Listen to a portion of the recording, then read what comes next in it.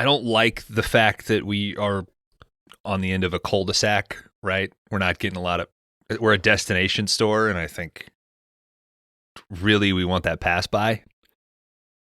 But being at the end of the cul-de-sac, I think we have a responsibility to heighten the Christmas decorations. So I don't know what we have in our budget. We don't have the old dynamo light up. Do you guys have thoughts? I got a bunch of bags of asbestos. We could do snow. What color is it? Yellow. I think I don't know. It's always black and white in the movies. It could be like neon red for all I know. We did that 2 years ago. You got in trouble. We could do a little asbestos. No, I just didn't want you to be like, oh, this is pink asbestos, so I need to get white paint. You know what I mean? And trying to. Like I thought, I got a couple traps in the woods back there. I think we're gonna get one of those deers. Bring it in, let the kids pet it. Live reindeer. How long do you think it'll live in the trap? Well, I've been checking them every day. Like if it's bleeding out. We could put a little neon red asbestos right on his nose. It's not. It's yellow, dude. Have you not looked in the bags? It's in the closet. It's a red nose, Dan. It's in the song. Yeah. It's Rudolph the Red Nose. The asbestos is yellow. Rudolph the Yellow Nose? They got different colors of asbestos? Yeah. And it's asbestos, not asbestos. I don't think that's right. Yeah. It's all one. It's just, why would they make it different colors? Does a different color determine like how much I'll get out of it, like in a payout? Like how will this affect my loved ones? Did you inhale blue asbestos? Call today. Did you work in a Navy shipyard between the years of 1972 and 1984? You guys have been watching way too much TV. But I've been checking these traps every day, dude. Peanuts. A little bit of candy out there. They love Peanuts, classic Christmas situation. Yeah, that's what it sounds like every time you guys talk. That's what it sounds like. What about like a nativity? You're so depressive, Lonnie. No. What? We're not going to offend anybody. Come on. We could combine the two. A Peanuts nativity? People like that. And our store is going to be respectable now. A little... That's funny. Little Virgin Mary, Lucy, holding the little football Jesus. I like that. And anytime a kid tries to come up and steal our Jesus, she moves it out of the way. You going to hire a lady to do that? They got computers now, dude. Animatronics. Maybe Toothy Tina can sit out there. Shut your mouth. Bell ringing or something. You shut your mouth, Bones. You don't know her like that. Oh, I don't? She can't shut hers, that's for sure. Well, her teeth are too big. Why don't we just cut down some of the trees back there? Well, she could, maybe we just paint 3 of her teeth to look like wise men. She just stands in the back. Well, if we can't get the necessary animatronics, I guess we could consider it. Yeah. Now, Dan, animatronics need a night off too. Dan, you just brought up cutting trees behind the store. Is that Christmassy to you? Yeah, they're evergreen. Like a lumber yard? Is that? No. Just put them out, put some lights on them. Okay. I don't know. We could, if we need to extend the property, we could have people cut down their own Christmas trees. Oh, we could charge them. Yeah. Mm-hmm. Oh, always be closing, dude. We learned something from those college classes. You guys a real tree family?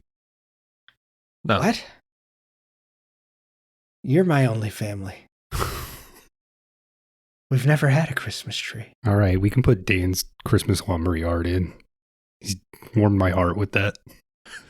Aw. Thanks, guys. You melted it. My heart. Melted your heart? Yeah, melted. Melt. This week on 5-Day Rentals, it's body melt.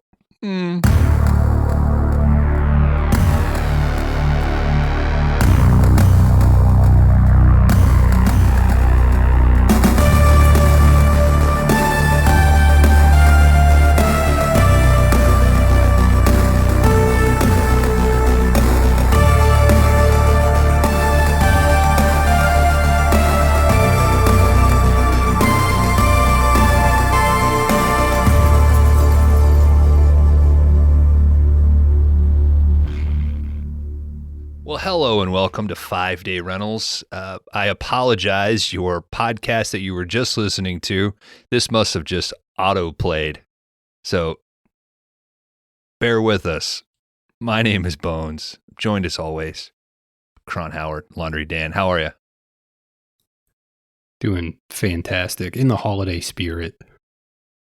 Ho, ho, how you doing? What a perfect way to cap off AC/DC, Australian cinema, Down Under cinema, with the most delightfully Christmas-charged movie imaginable, 1994's Body Melt, or 93, as Dan pointed out. Who gives a shit?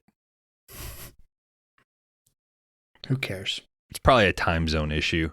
It probably played at like Cannes Film Festival in 93. And then, I wonder how long that standing ovation was. Mm-hmm. Probably 12 still minutes. in the era. Yeah. Yeah, that's right. Bones is this is not a Bones pick. This is, if you've been with us, this is not something that Bones would normally select. He'd be excited to watch. But I'm in the Christmas spirit. I'm in the giving spirit. I thought I'd give something to my boys here. Now, Cron, I know you've seen Body Melt. What's your experience with it? Yeah, I don't know if this was at Best Way Laundromat and Video. Like, I can't remember. Or if this was like a later, picked it up on VHS for like $3 at some point. But I mean, I do own the VHS and have seen this at least, 2 or 3 times. This was not like a one that I was in danger of wearing the tape out on, but it's got like fun, goopy effects. You know what I mean? It's a goopy film, Mhm. slimy film. Dan, were you satisfied with the goop and slime? It's a great selection for greasy, grimy, slimy, yeah. But it's also an Australian 4 one, years so I had to later. put it in the back pocket. Yeah, it's a good pick. Kron, was this at a jihad? I think this might have been a Cinema Jihad selection. I don't think this was in the original, like, we're grabbing 3 movies from Best Way tonight. Okay. Yeah, it might have been a jihad, because that's where I think I've seen it at. Mm-hmm. That sounds right. I think it was like a later festival entry. Not one that I recall. So sometimes I do feel like a poser when you guys bring those up, and there were plenty of jihads that I had to miss. Oh, just come to the next one. Just every week. We're just calling it Pod Slam, right? Mm-hmm. We'll call It's it Bud's Trip, dude. It's called Hell yeah, 5 Day dude. Rentals. I can't wait for the next Buds trip. I'll bring the VCR. Is that You- Buds you know- with a Z? You know what I'm not bringing? Soda What? streams, because you guys already got them. Mm-hmm. Oh, thank you. I just started doing the syrup by itself. Cut out the middleman, Have you used yours? Be honest. We've used it at least not a ton of times, but we've opened the box, we've hooked it up, we've tried it. We shook it around. So you've already put it into a cabinet. There's a It's crock out pot of in the way. front of it. I mean, it might be true. Bones, FaceTime him so he can take us down and show us the kitchen. Nah, that's It's- all right. Just keep buying Topo Chicos, dude. It's just so much cheaper to use the Soda Stream. Are you using it? How much have you used it? I use it at least once or twice a week. All right. I got to get more of those little the flavor things. You know what I'm on right now? Blackberry. Now I'm on Code Red 0. Oh. Whoa. Mm-hmm. What I thought was just one from Amazon was actually a 4-pack. So that'll last me through the rest of the year. Did you go into it like, this is probably not going to be good? Well, my previous experience with the other soda knockoffs was positive, so I was optimistic. All right. Yeah, I haven't Whoa. tried an actual like soda one yet. Fago Mountain Mist. Hell yeah. Yeah, dude. I mean, Soda Streams are usually black and white for a reason, homie. Just like the asbestos in the movies. Mm-hmm. Well, in the spirit... Go ahead. We send each other songs, and I've been sending Australian music for this category. Mm-hmm. I think I've been too hard on AC/DC. Oh man, this just turned into a 4-hour episode. I was listening to Highway to Hell. I was having a good time. Are you lying right now? Are you making No, fun I of me? pulled up Highway to Hell. What is the album also Highway to Hell? What album is that? That's Highway to Hell. Yeah. So I played, I think Highway to Hell is track 1 or 2. And then I just let the rest of the album play. And I was like, I kind of like it. It's a goddamn Christmas miracle, dude. I do think a lot of their songs sound the same, but I don't know, man. Sometimes you just need, some music you can pound 9 beers to. I get it. Like, it's fucking fun music. I'm proud of you. Still think I could take Angus Young in a fight, though. I will find out September 8th. Okay. But I would officially like to say, too hard on AC/DC. Band is decent. Really optimistic of them to plan tours that far in advance, huh? Mm-hmm. Yeah, Kron's got time to train. Should be case by case.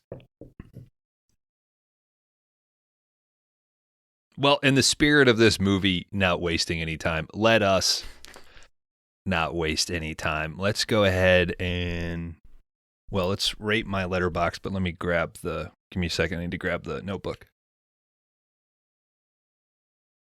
Ring, ring. Oh, ring, shit. Ring.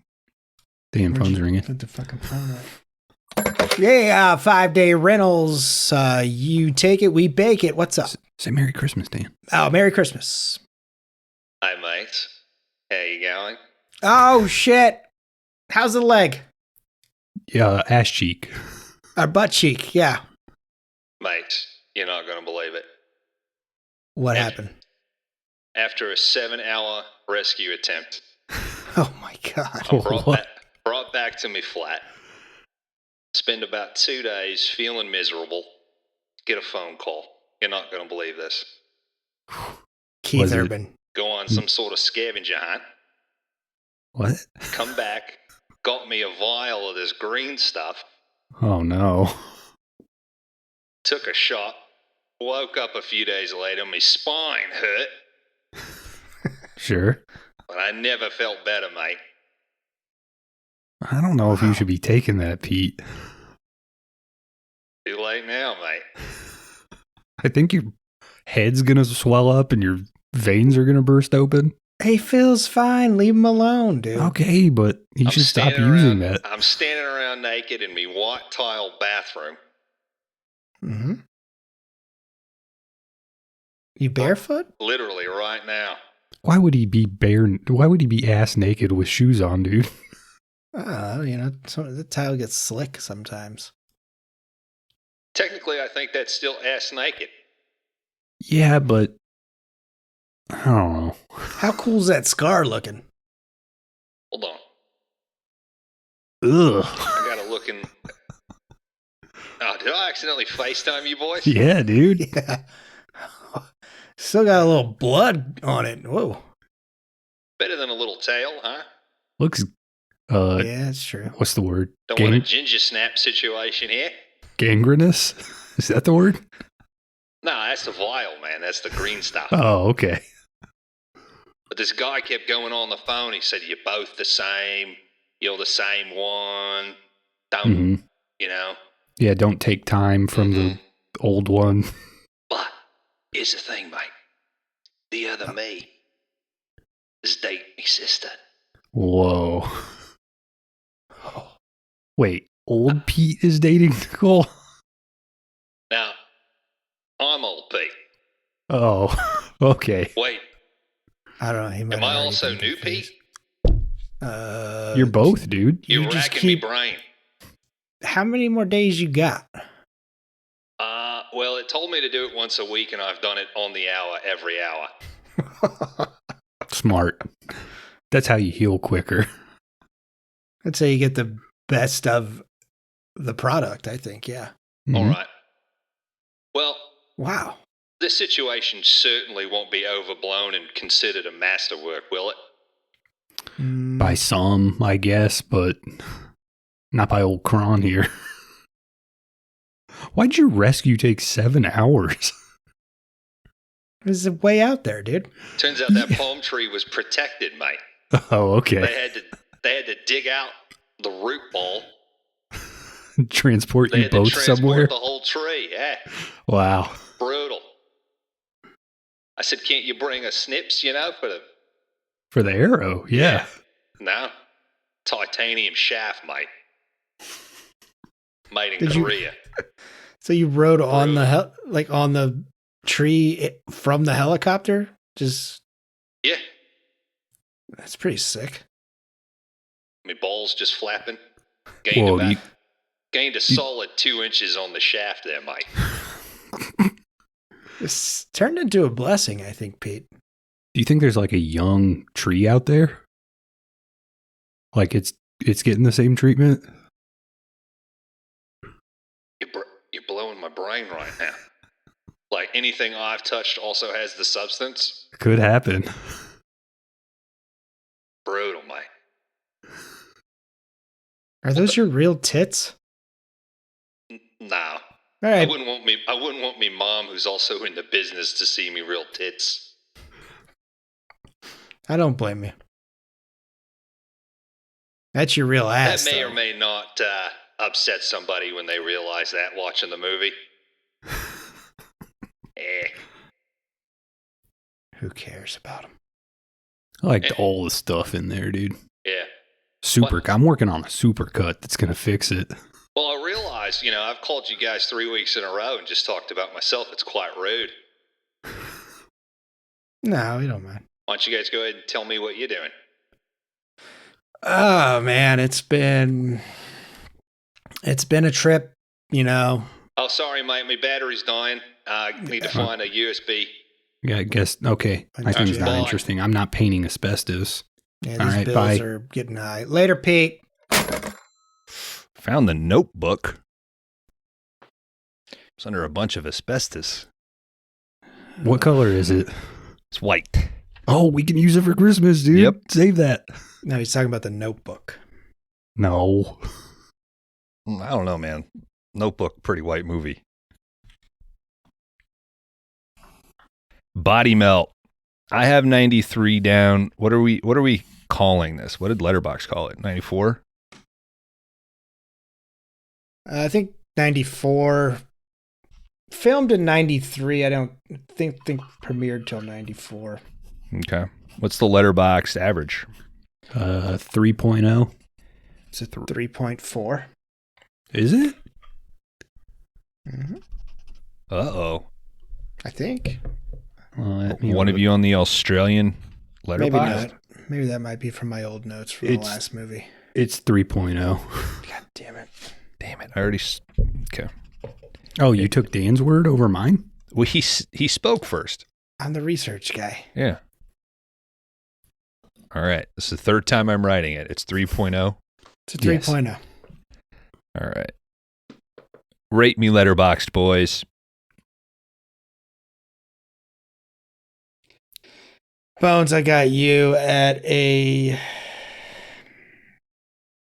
That's a tough one. I'm going to go with 2.5. Yeah, I'm between that and a 3. Let's make it spicy. I'm going to give you a 3.0. 3.0. All right. Anything else up top before I jump into this bad boy? Nah. Okay. Melt away. By all means, Kron, I did watch this, made the decision to bring it to the show, did my notes over the course of 3 days. You know what's going on here.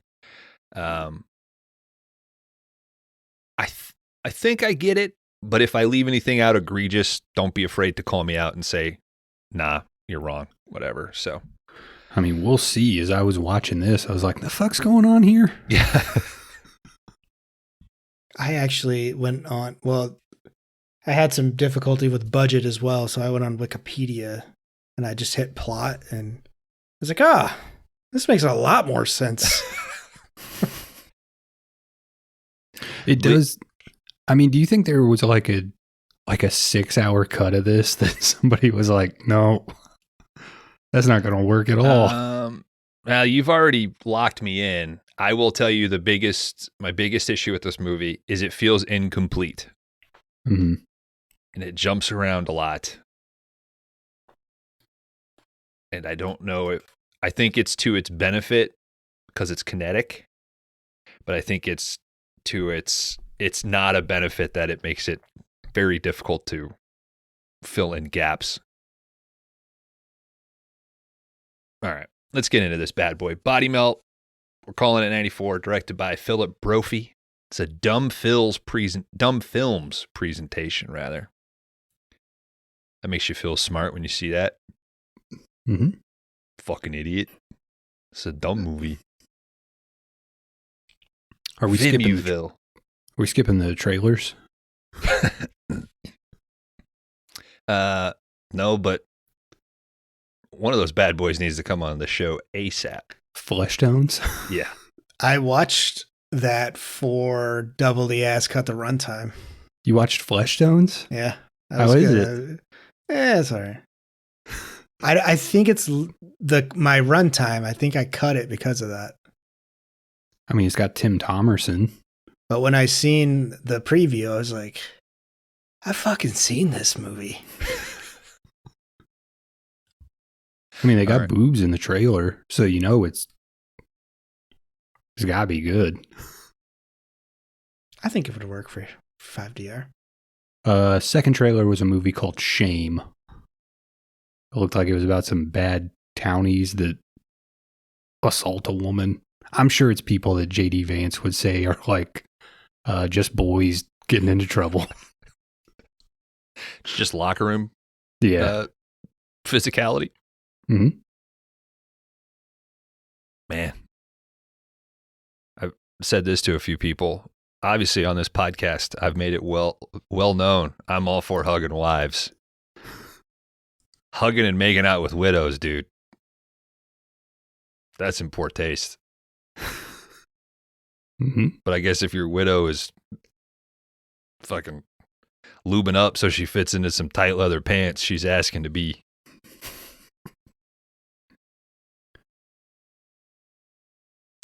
Ugh.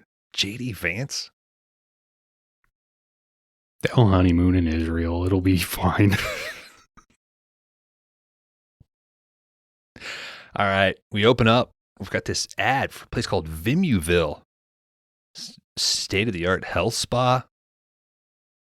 Sexy lady walking around, showing the pool, the workout area. She says, yeah, come and find out what it's all about. Some throbbing techno music. Ooh, man, we are post-sweaty suntan fuck session. This couple laying on a JD Vance. Just, he was so hot when he watched Body Melt. Mm-hmm. Do health clubs still exist? Well, what was a health? Was it like a gym with a tanning area attached? I mean, what qualifies, I guess? I mean, I guess you pay, you get free smoothies and you get a trainer and shit. I don't know. Maybe that's the country club nowadays. It's like golf course now. Yeah, there's two giant health clubs in the St. Louis area that are like it's $400 or $500 a month, and it has towel service and all that shit. Like you get a full-time locker, you get X amount. I forget the name of it. It was like right on the line of where it would be a burden to drive to. But when they announced it, there was like buy in for the lifetime rate. And we had contemplated it. This seems more of like a health resort sort of go to like detox for a week. And yeah, all your meals are prepared and, you know, I guess you hit the steam room at some point, like shit like that. Here's this schedule to reset your life. So when you leave here, you've got all the tools that you need. Mm-hmm. Anyway, Oh, this lady's got a pretty good physique. You kind of want to see her get into the mats and yeah, you know. she's like the lady in last week's episode, just a victim of too much sun. She lives in Australia. Okay, they don't have shade. They don't have roofs. They Lady just get lives that- in Australia and she has a suntan bed. They get that good base layer, dude. Yeah. I mean, Even at night, she needs the sun. Anyway, she's up. She injects her fucking boy toy. He's passed out, like JD Vance in a refractory period on this leather couch. She starts popping him full of something. We see he's got track marks already in his arm. Let's jump to our sweet. This is an awesome title card. Feels like the Adventures of Pete and Pete are about to start on it's the like block a good, of Nicktoons, It's like a good, like the screen is cut in half and body like shoots through some like skin kind of material and then melt is in a block of ice. It looks good. Mm-hmm. Lady's on the phone. She says, I fixed Ryan.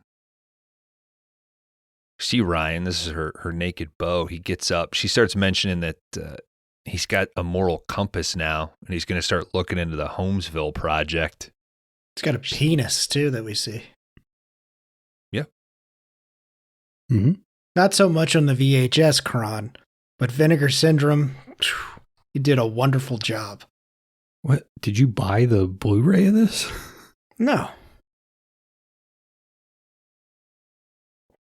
Where'd you... Did you not watch the HD 4K version of this? I only watched the VHS rip of this. Good boy. It's crazy. Bones, you didn't watch the newer one? No, I did. Yeah. It's crazy how much it's wild. It looks great. And then I scrubbed through the VHS just a little bit. I didn't think the VHS looked like the rip looked bad. Nah. It looked good for VHS, but Mm-hmm. no, I didn't. Well, it's probably been formatted too, right? Like you probably get a widescreen in the in the HD.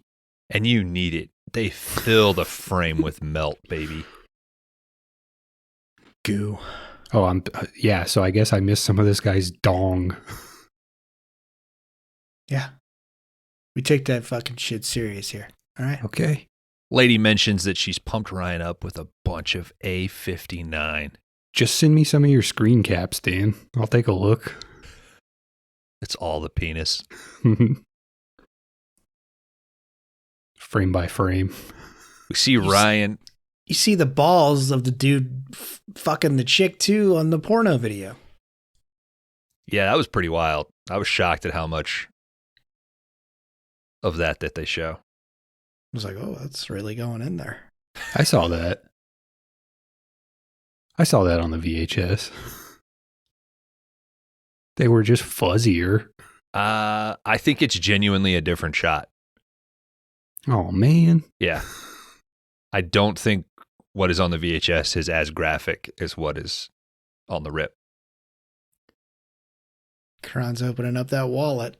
Ryan is on a computer database, and he's playing what I'm guessing is the Vimuville video game. That's Scream 2, The Lost Levels. That's dude. Scream 2. Okay. It's before you get to the skeletons. Yeah. Or after. I don't know. I've never played fair it. enough.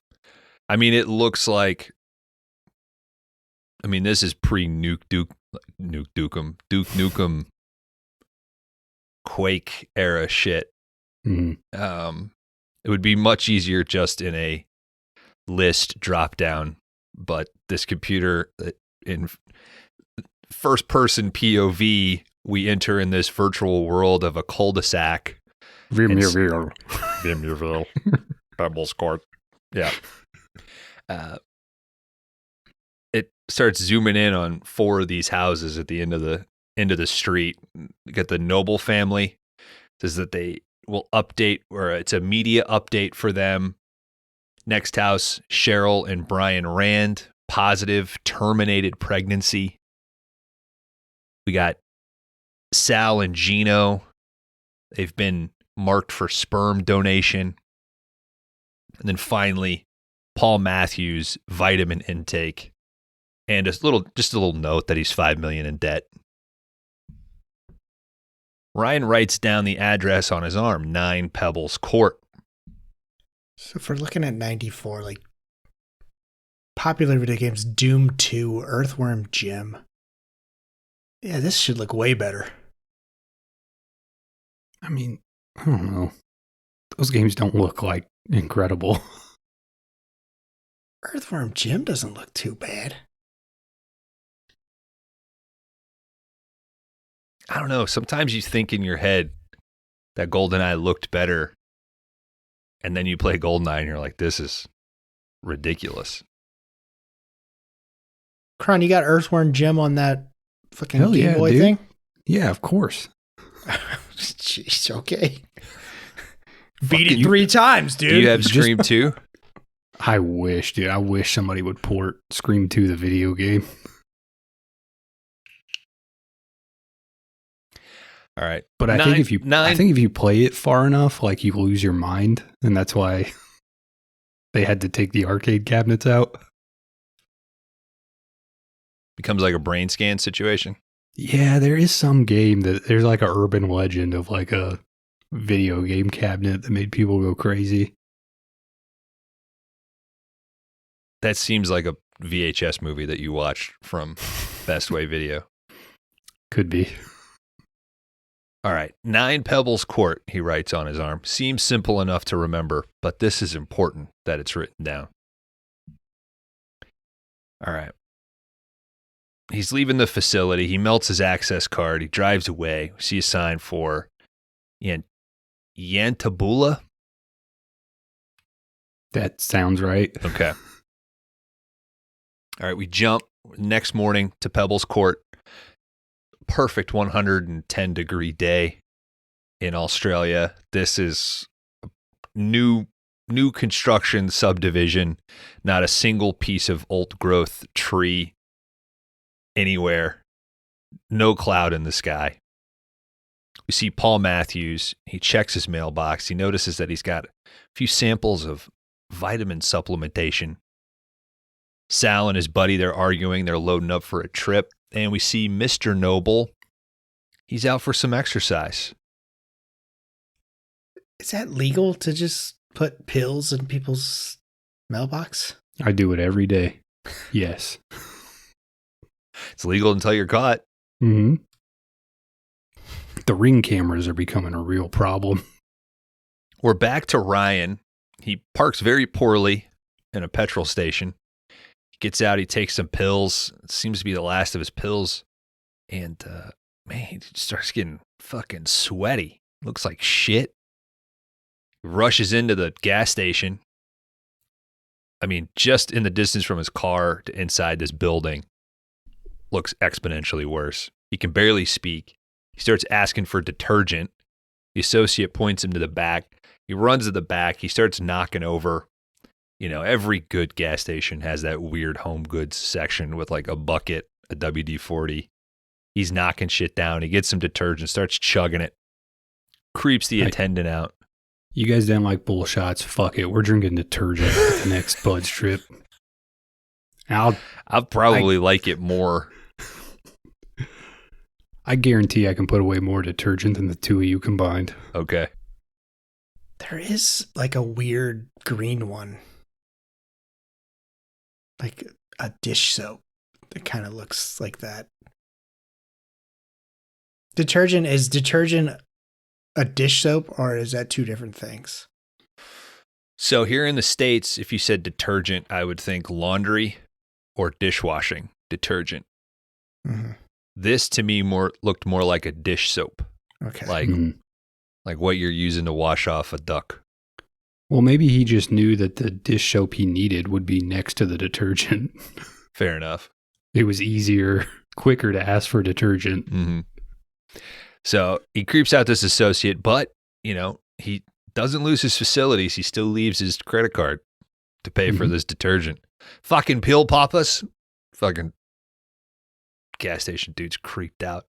Ryan takes off speeding. He draws the attention of a waiting police car. I don't understand the geography here. They have to turn around to. From the way it's cut, it Super seems like weird. they just heard like car tires peeling out, and that's what prompted them to hit the Mhm. lights. Yeah. Well, yeah, they like go forward and then they like do a spin and then go in the same direct. I don't know. Yeah, it's weird. Well, there was a part of me that at first was like, oh, that's because they drive on the other side of the street. Like, that's why. And then the second time I watched it, I was like, oh, no, this geography is just off. What is this? The fucking Shining? All right, guys, Ryan starts, and I don't know how else to put this. He starts melting, okay? Wait, what? Yeah, it's like his whole body's melting. Weird. Let's cut over real quick. We see Brian and his pregnant wife. They're giggling around their house. And he's sticking around, looking out the window. And Mr. Noble, he's out for his jog still. He almost gets ran over by this high-speed pursuit. Back with Ryan, he's got a tape recorder. And he powers through. He says, the first phase is hallucinogenic. The second phase is glandular. The third phase is fucking wrecks his car, flies through the windscreen, they call it down there, not a windshield, onto the hood. I wish he would have kept, like, it makes me really curious what phase 3 is, because I already know that phase 4 is too many ants. But I don't know what's between. Well, you got to get between glandular. glandular and ants. Yeah.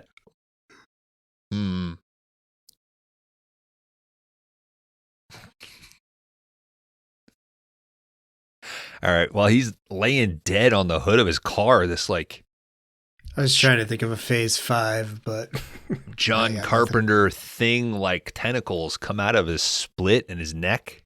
Looks gnarly as shit. Looks great. The cops get out. They go ahead.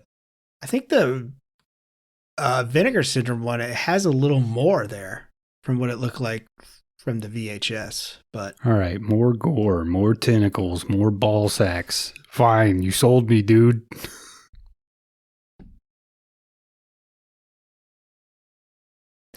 Cops draw their weapons. Paul Matthews can't be fucking bothered, dude. Dude's just living his own life, enjoying his new vitamin powder. neither can Paul Ryan.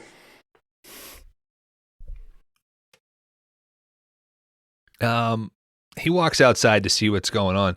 You guys notice his like Scrooge nightgown? It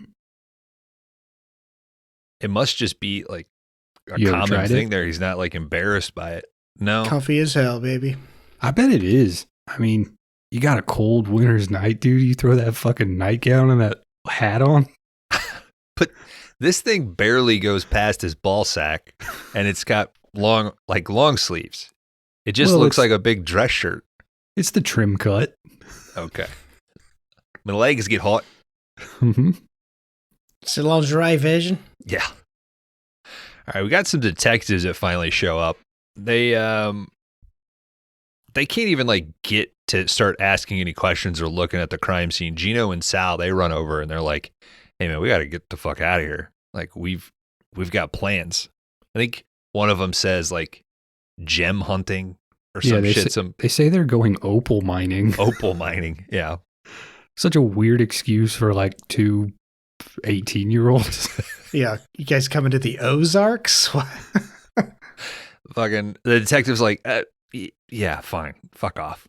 And then detective tries to stop Paul Matthews, and Paul's like, I got to get to the airport. He's like, well, fucking okay, fine. Who's left? Noble and his kid, they're like admiring Ryan's dead fucking melting body.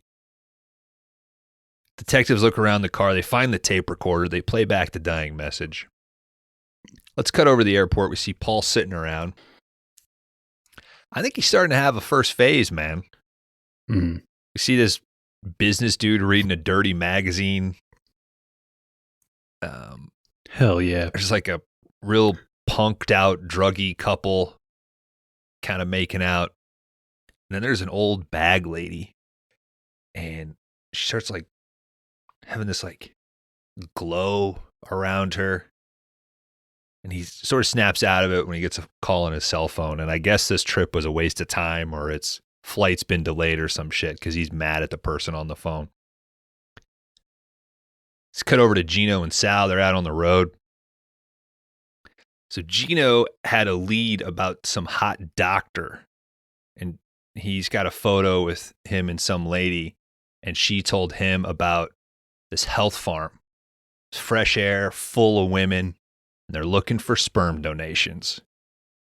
Goddamn, he sold Sal. Sal's like, this is going to be aces, man.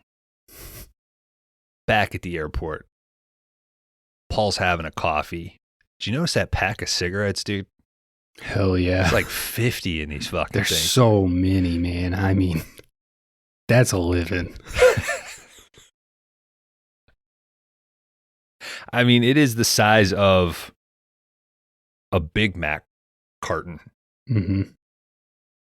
It looked like it had 4 rows, dude. It looked beautiful. Well, And they were tiered.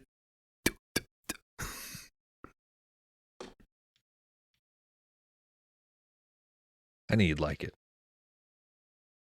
But you just start up already. Shame you didn't dude. get to see the penis, though. Yeah. I have pages of notes about this cigarette box, dude. All right, he starts tripping out. Imagines this woman just beat to shit sitting across from him. She asks for a cigarette. She tells him a story about, this guy just like lost his shit again. Just stares at Paul. Paul barely says anything back. She says, I need a place to stay. All right. We're going to cut to Gino and Sal. Apparently they lost their windscreen at some point because it's just completely open, piece of plastic flapping.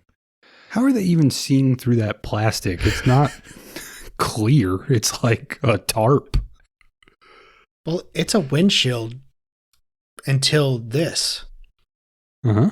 Yeah. They leave with a windshield and they show up with a piece of plastic on the front of the car. Yeah, So- there's got to be shit missing here. They shot something that was out of focus or something, Mm-hmm. or just trying to get it under a certain runtime. Yeah. The I would Wiki- guess the runtime. The Wikipedia plot, when I was reading it, it seemed like the detectives were like a bigger part of the story as well. It's not in the Vinegar Syndrome cut, the missing scene where they lose their windshield. No. Mm-mm. Well, they pull into nothing but trouble meets the Texas Chainsaw Massacre. That's how one could describe this Hey, service station. Spot on, but I would say Australian Boomerang Massacre, just to, Well, you're a wordsmith. yeah. I don't like these freak families, man. Get him That's out. when I was Get him watching out of this, here. I realized I was like, I think this is why I don't like Nothing But Trouble. Yeah. These weird, freaky little families where they're all squirreling around doing weird shit all the time. So that'd be a beautiful category. I mean, in Texas Chainsaw 1, it's like creepy, and they don't say that. Well, the one guy talks a lot, but the rest are like almost mute. But even in 2, it's like, it's the thing that bumps me about 2 the most. Yeah. I would say, let me ask you this. Which do you think is worse, this family in Body Melt or the family in Nothing But Trouble? Real Sophie's choice of, I want to kill both my kids, you know? I don't know, man. These are annoying, but I guess they're in less of the movie, maybe. Because they're only kind of here in the first third, where you're getting like the whole family dynamic. I don't know, man. They're both bad. I don't like either one of them. If I had to pick one, I guess I would I would take this one over the Nothing But Trouble family. Dan, same question. Less annoying? Yeah, I mean, like, which one is worse between the two? I think this one. Body Melt family is. Agreed. I mean, they eat hot dogs and Nothing But Trouble. That's at least fun. Dude can play piano. I do feel like Aykroyd is like laughing at me in that movie, though. At least this one, they're like trying. They're having fun. They want me to have fun. Ugh. All right, this place is operated by Pud. Ugh, fucking gross. He notices that they need a new windscreen. He calls out. It's like, hoo-wee, or some shit. And a creepy kid comes out of like a trap door of the house, opens up a refrigerator, there's a whole system to like activate another kid. Mm. Like he hit a bell or something, or throw something out of the refrigerator, and then a kid in like a kennel pops out, and he's got like a utility belt full of shit. And this actor is both these guys, I feel like, know the assignment because they're creepy but having fun. Particularly like the one who comes out of the kennel, like he just looks like a bright kid. It's sad. It's Bab or Babs and Bronto. And they run up and they get Sal and Gino and they take them over to what is like a little cafe that's connected to the service station. Too bad they didn't name them fun stuff like Nothing But Trouble, Bobo and Dinkus and whatever the Little Devil. Little Devil. Yeah.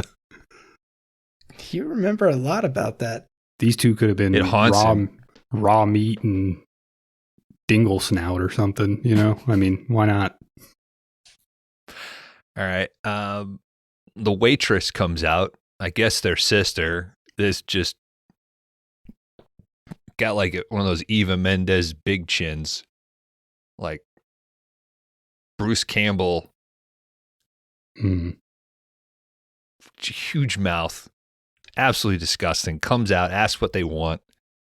They're like, I don't know, fucking coffee, sausage, or beans, or whatever. She's like, no, we do fucking breakfast, lunch, or dinner. I'm like, okay. It's weird because they described breakfast, basically. They were like coffee and eggs and toast. And they were like, no. That would constitute breakfast. So then we see that another creepy lady is called out named Mac. I'm guessing who is the chef. Let's get She's quick. She's very quick.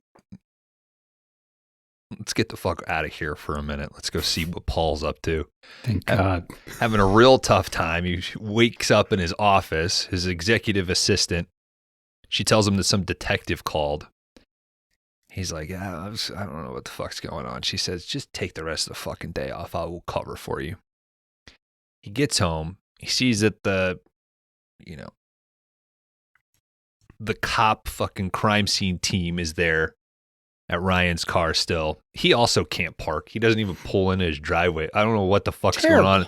The geography of like, if he parks out of frame and then walks into the frame, I understand that. I don't need to see him.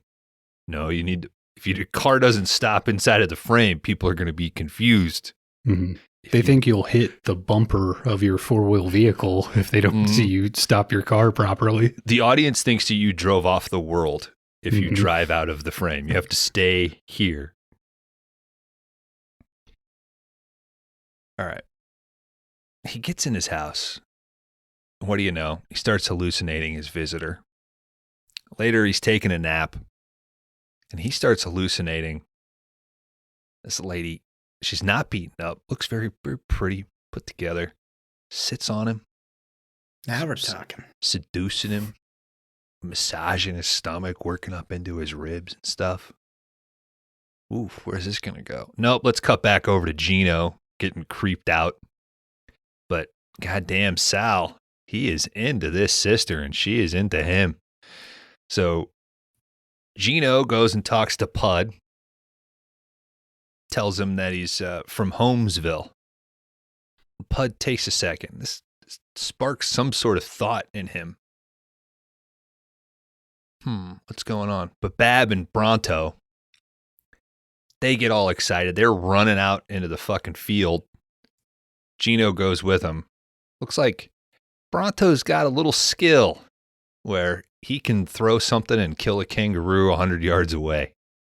Mm-hmm. And we get a America's Funniest Home Videos jackalope style. What's his name? What's the guy that directed Gentleman Broncos and Nacho Libre? Jared Hess. Like, it looks like a Jared Hess animal. This kangaroo that they knock over. They run over. I noticed it. What's that? Said Kron probably would have noticed how funny it looked on that VHS. Yeah. What, the kangaroo falling? Yeah. Yeah, No, just a kangaroo, actually. It looks like a little kid designed it. It's a plush toy. If it's a stylistic choice, I think it's great. Looked like a real kangaroo to me on the VHS transfer. Mm-hmm. Now imagine how real like Earthworm Jim would have looked on VHS transfer. I don't know. I mean, it just looked like a brown blob in the distance. I don't know what you. It had it had 2 polygons. Mm-hmm. Looked like kangaroo to me.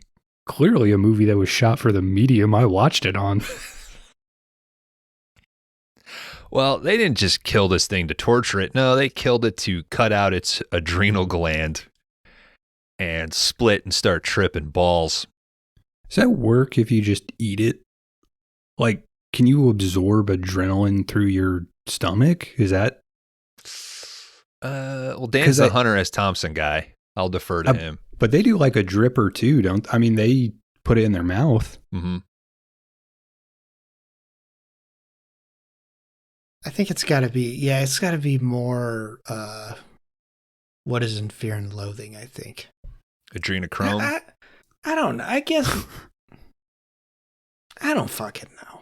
But I guess if you just like eat the... Wouldn't it stop if it's dead? Well, I think you got to get it like right when it dies. And it's like still active, but... What you got to do is you got to do it while you're playing that video game that they pulled out. You'll really but if I have like an adrenaline response, like just hear a loud noise, it's not like I don't think that goes through my stomach. You know what I mean? Everything goes through your stomach, dude. You got so many cells down there. No, there's like a whole endocrine system and shit that... Yeah, dude, read gut. Nothing happens without your gut signing off on it, dude. All right. It's the legislative branch of your body's government.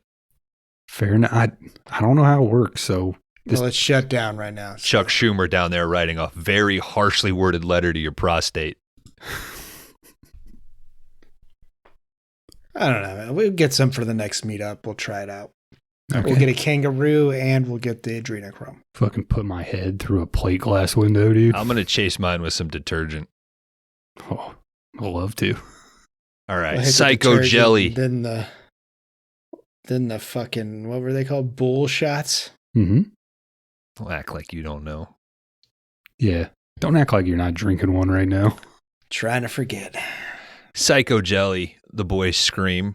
They take Sal and Gino and Gino goes with B&B and they hop in this old truck and they start doing donuts. But Sal, he runs off with the sister into the shed. Guy's got a type. Let's get over to our detectives. They go to Vimuville because that pill bottle that Ryan had on him leads him there. They're on their way to Vimuville. Excuse me. Go back to Bab showing Gino through the house. It's a nothing but trouble, Texas Chainsaw Massacre, hoarder-style hallway of just shit everywhere. Rob Zombie probably watches this to get inspired It's disgusting. There's a black and white photo on the wall. Gino's like, "Oh, is this Pud from a younger Pud?" And Bab's like, "Yeah, he doesn't really talk a lot about those days. He used to work at like some sort of germ factory or something." And Gino asks for confirmation, like, "Pud's your old man, right?" And he's like, "Well, it's all sort of mixed up, And they hear a scream, and we cut to Sal being speared in the groin and then bitten to death by this waitress sister. Hot as hell, baby. Mm-hmm. So Babs runs off to see what's going on with that. Now, Gino, he hears some loud panting, and he makes the worst mistake you can make in this Resident Evil 7 style house of following the panting, and he thinks it's just the dog sitting on a recliner. And then he realizes, oh no, that panting's coming from a television. Oh my gosh. There's a full-blown porno. Gino's a man with a penis. He sits down and get comfortable to watch the rest of this movie like you do. It's a Shawshank or a Gladiator. One of those remote toss movies, Mm-hmm. He goes to sit down, realizes he's about to sit down on Mac, gets creeped out, runs the fuck out. Hey, you're in her house at that point. Like, She that didn't lady's mind. she's just doing what she does, You can't be offended by that. Mm-hmm. She's like, you sit down, I'll sit on you. She already Yeah. did. She cleaned up after the meal. She did dishes. She's on her time. Mm-hmm. All right. Babs runs up to Pud and he's like, that fucking, she gone and done it again. Sister comes out of the shed, mouth covered in blood. Pud starts screaming at her. How many times I gotta tell you, keep it in the family? Now we got no other choice. Go and find the other one. Gino hauls ass, jumps over this fence, gets to the truck, gets in. He finds out this fucking truck only turns right, dude. That's why it does these donuts. Not going anywhere. Yantabula. The detectives arrive. They meet Sean. Our suntan poisoner. Mm-hmm. And this lady straight up lies. She's like, I've never seen Ryan before. And they said, well, he had a bottle of pills on his body. She's like, well, we've been selling these products locally, to promote the resort. And the other detective's like, well, like, could he have gotten them? Like, have you ever heard of Holmesville? She's like, no. Plays it all coy. The detectives, That piece of shit. they take off. They don't really, nothing really here. So they go and they meet medical examiner Willie. Willie is a character. Mm-hmm. Willie loves his job. And he shares that Ryan's stomach lining was eaten away by something corrosive, nothing he's ever seen. Maybe some experimental drugs. We see Ryan's body out on the table. It looks pretty good. This autopsy. Penis. More penis. And Not in my version. It's too far left, I guess. On Ryan's arm, they see 9 Pebbles Court. Wait a minute. That's Paul Matthews' house. Willie says, hey, by the way, this dude was healthy as shit, like beyond naturally healthy. This isn't like 70s or 80s type drugs. This is like 90s style. This is cognition enhancement, like intradimensional shit. This is Alanis Morissette, dude. Jagged Little Pills? Yeah. It's that good. Damn. And all I really want is some peace, man. All I really want is to blow you while watching Schindler's List. Right? And every time I scratch my nails down someone else's back, I hope another version of me comes out. Oh, can you feel it?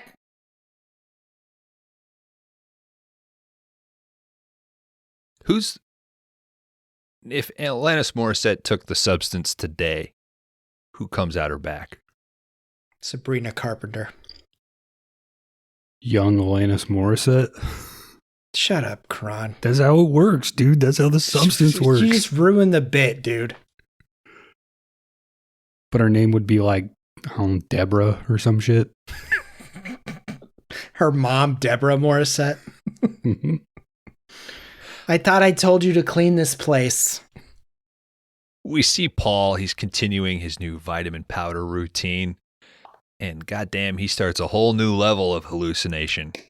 His visitor, the image of his deepest fears, his darkest fantasy, and apparently Marilyn Manson's massage therapist, shows up. This bitch is a rib hunter, dude. She starts telling him this spiel about, you're my last one. You're my 13th rib. Here in my notes, I wrote 13 male ribs, Marilyn Manson's biggest fear. Mine was, you think this bitch got a hold of Marilyn Manson? Question mark. It's all top of mind. It's one of the best riffs Kron's had, I'd say, this season. If you took out 13 ribs, you could put your head up your own asshole at that point, right? Like, you could go. Too far. That's too far. No, it's not. You go all the way over, head and butt, tongue out your wiener. You could tongue your own prostate. You never had a rim job? What? You see Mr. Noble out for a job again. God damn, his wife, she got her new state-of-the-art VHS tape from Vimuville. Just like me. Watching this movie. Hey, let's not forget, we got a pregnant couple in this block as well, Brian and Cheryl. That would have been cool on the VHS if they made it look like the VHS in the movie. Like if it was just labeled like Vimuville. Yeah. Real missed opportunity. That's a tough sell, though, because that looks like that's like a reissue special edition, right? That's not I don't think you're moving a lot of units at the rental store that way. Well, you could still have the box be body melt, but then when you take the tape out, just like the little label that's on there. Oh, I got you. All right. Cheryl sees her husband off to work. How many people are coming back like, this is the wrong VHS? Well, did you even put it in? That's how I got my third kid. You got all the way home. You thought you had the wrong movie. You didn't even put it in a check. It's not even rewound. Well, we'll charge someone $89.95 for that. Well, it's the wrong tape. They should have brought it back. You got to put it in your little Corvette rewinder. Mm-hmm. Do I still get the free pizza? I rented 3 movies. No. This place is a piece of shit. We ate it all. I'm putting you guys on Yelp. And I'm calling the Better Business Bureau. Everything going on okay at home, buddy? Don't worry about me. Just give me the right movies. You still haven't brought back Sister Act 2. My daughter loves it. How much? $89.95. That's ridiculous. I can go to Walmart and buy it for $25.99. No, so go. Bring us back our copy and go get a new one. You'll accept that? No, we have a special inventory system here. So if I get an extra value meal at McDonald's, I can chances are I might get Tremors. Chances are I might get Jurassic Park. Chances are I might get a Sister Act 2. Wait, what? He's playing the McDonald's lottery trying to recover Sister Act tape. Last time I got E.T. Now I got 6 copies of fucking E.T. in Wayne's World. So you're going to spend $80 in fucking Big Mac meals. Just to spite you? Yeah. Yes. But I guarantee you that store probably just got 1 VHS. So if you got Tremors on the first time. Mm-hmm. E.T. Wayne's World, that's all I'm getting. That's probably all they have. Just bring us our Sister Act 2 and you won't have any more late fees. And then that's what it is. I think I want to play the McDonald's lottery. That's what it is. You record it over Sister Act 2. All those McDonald's commercials explaining the rules of the VHS Monopoly lottery. Now, just don't look up when those weeks were when Cinemax was free, okay? Wow. Okay. And Why don't didn't you tell just- my wife that. Well, why didn't you record during the day and just put Is Sister my Act 2 wife back on that it? account? It was my wife on my account. You're on your wife's account. It's under her name. Oh my God. That's why you can't rent R-rated movies. Oh, It's that not- must have been It's not checked off in the system. Nancy. She got me good. Anyway, how much do I owe you? It's $89.95. Do I get the free pizza? You leave the store, it actually goes up. Mhm. You give me the pizza, I'll pay it. Okay, fine. We ate all the Okay. pizza. Just there's a box right by the door. Can I have some popcorn too? No. Come on, guys. Take your greedy ass home. here. Stop at McDonald's on the way home. So let me tell you. Maybe you'll get tremors. Never grow up, guys, okay? Don't turn out like me. We're older than you. Yeah. How old are you guys? We're older than we seem. Are you This guys is hiring? embarrassing. You guys hiring? No. You can't rent R-rated movies. You can't work here. Mm-mm. All right. All right. Have a nice night, guys. Remember that? Remember when we were a kid and you couldn't work at some VHS places because they did porn? No, Like I they made remember porn? working at my VHS. Well, we didn't have VHS, but I was the only one that would go back and put the porn away because everybody else was offended. You're a man of substance. You did it too, Bones. Yeah. Our degenerate asses did it. Nobody else did. I was taking stuff out of there. Shh. I could always tell when you had just been in there. Mm-hmm. Undeniable melt, let's say, around the store. It's weird. Well, All the bisexual stuff disappeared. Well, I was walking around the regular store with that huge heart on.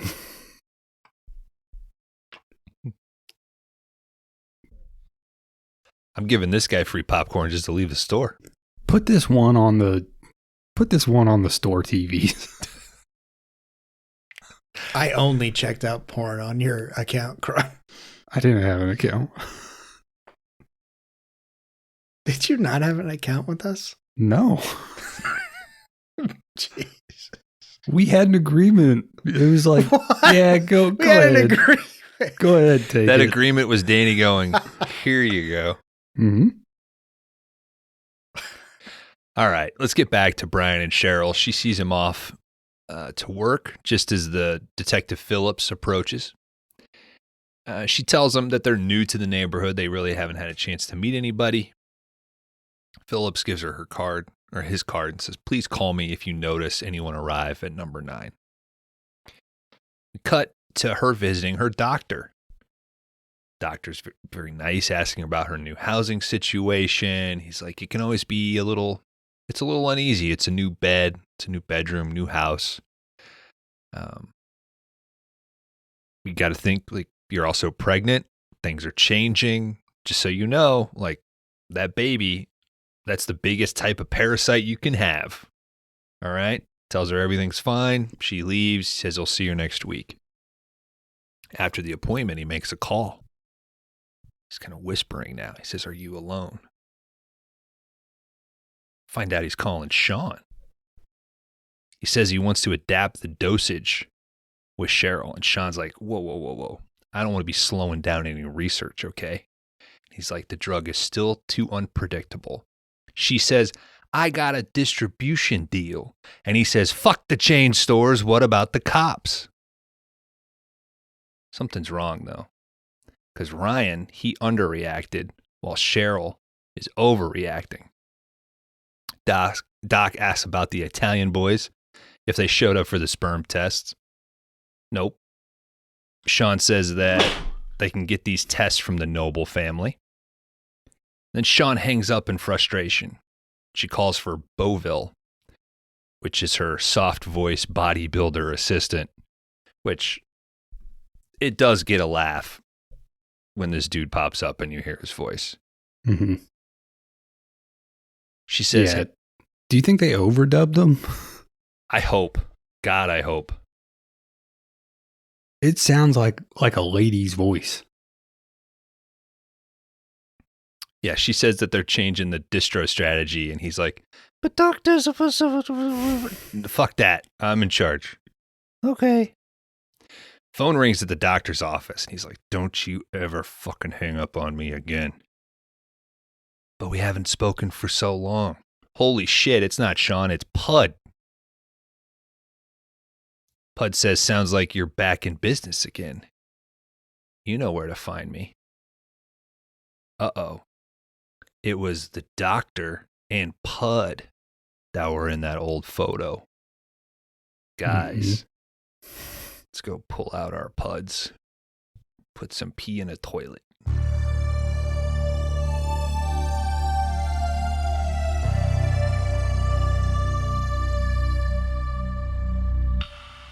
All right, welcome back. Guys, Cheryl's at home doing some chores, unloading boxes still.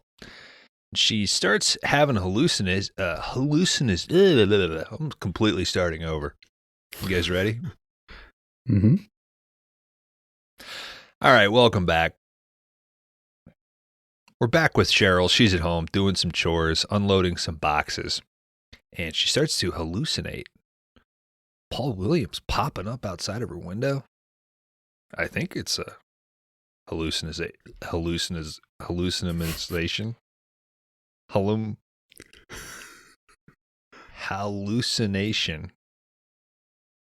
hallucination. Hallucination. She starts hallucinating. She has an hallucination. Uh-huh. You could just do like It hallucinating. doesn't sound right. Or hallucinate. She's hallucinating. You hallucinate it. She's having an hallucin. Oh, it's the an hallucination. That's the tricky part. No, it's WANBC. Well, it'd just be a hallucination, right? Because the H, it's an when it's a vowel. But word. I thought it Shut was up. if it's a vowel sounding. So like She's having a hallucination. Why am I putting a Z in it? Hallucination. Why? She's hallucinating. Why is there a Z in it? Because you're putting yourself to sleep. Trying to figure out how to say hallucination. Nope. Dan, get in here, dude. This is your chance. Dude, I only talk correct 50% hallucination. of the time. It's hallucination. Get It's him. hallucination. Get him, Dan. He's right in my eyes. If it's any consolation, my notes app does have the squiggly lines underneath it, so I obviously typed it wrong. Misspelled. Yeah. I have a few like that where I'm just like, whatever. Hallucination of Paul Williams popping up. Paul Williams. I'll know what I wrote. Little Paul Williams up there. Mm-hmm. I wrote you a song. Okay. All right. She has some water to calm down. She hears some wild noises from her stomach. Guys,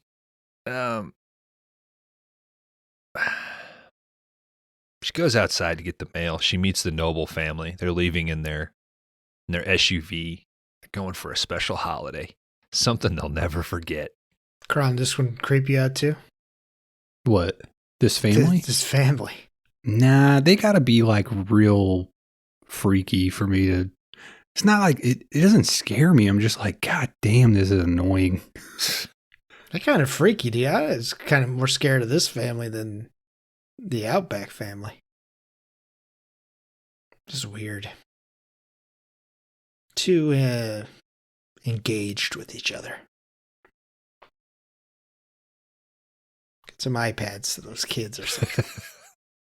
They didn't have it. No way, They would have man. had to have like a Tecmo Bowl. Like A Game single Boy? Yeah, but you remember those ones where you'd go to the store and it'd be like a single game? You mean like Pud plays later in the movie? Oh, yeah, I think that's right. Yeah. Dance, or it's an ice dance competition Mhm. game? You remember those, though. Oh, hell yeah. All right, Cheryl, she goes inside. She takes a sip of Java. God damn it, she drops to her knees. We hear these fucking gross noises, some grunts. Finally, a plop. She stands up. I'll be good and goddamned if her placenta isn't sitting on the floor. Mm-hmm. Phone rings. It's the doctor. Did you guys do anything fun with yours? You know, eat it or you plant it in a garden? It wasn't mine. I mixed it in with those bull shots when we had them. Oh, this is another thought I had. I think if you're strict vegan, you can eat a placenta. Like, I feel like the whole argument is like the animal, we're factory farming and like the animal can't consent to it. Right. It's fucking cannibalism, dude. Yeah, but if it's your spouse and they're like, we should eat the fucking placenta, I think you could. I'm just saying you could still be vegan and eat a placenta. You watched Ed Gein and now you think it's cool. No, I'm just saying. This was a thought I had while I watched the movie. The big thing now is it's like dehydrated and ground up. Put it in like a smoothie and shit. Well, yeah, like you add it to stuff because it's really rich in iron and a few other things. What you just do is you just tell them, hell no, get it the fuck out of here. Yeah, no, I don't want that. Did you remove her tubes? Okay. Did they offer it to you? I don't even think they were like, what do you want us to do with this? It's part on the paperwork. It's part of the birth plan, yeah. I didn't even read that stuff. Well, you weren't even there. Yeah. Who's going to be smoking cigars in the waiting room, dude? I'm still in court seeing if it's really mine. This isn't a it's a boy or it's a girl cigar. This is it's on the way cigar. Mm-hmm. This is to get your mouth ready for the good one later. Yeah, I'm having a little cigarello now. Just working my way up to the incrementally bigger. Mm-hmm. After this one, I'll open up a pack of Australian cigarettes. Mm-hmm. All right, she gets a phone call from the doctor. She's obviously stressed. She asks, hey, should your placenta... I got the Australian pack, babe, because I have more days off than you do, so it's going to be long for my maternity leave. What a sad state of affairs.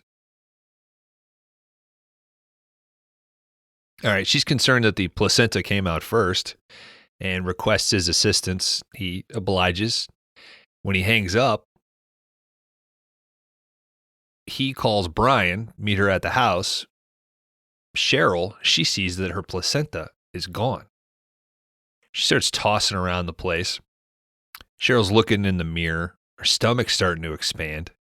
She jumps onto the bed. Her stomach's starting to warp, get all gross. She sees a letter opener on the nightstand. She's freaked out. She holds this thing up like she's, getting ready to see what's popping out. But Brian, he comes through. He doesn't know what's going on. He yells like, Cheryl, no. This is probably the grossest thing in the whole fucking movie. Now, I don't know if this is the placenta or if this comes out of her.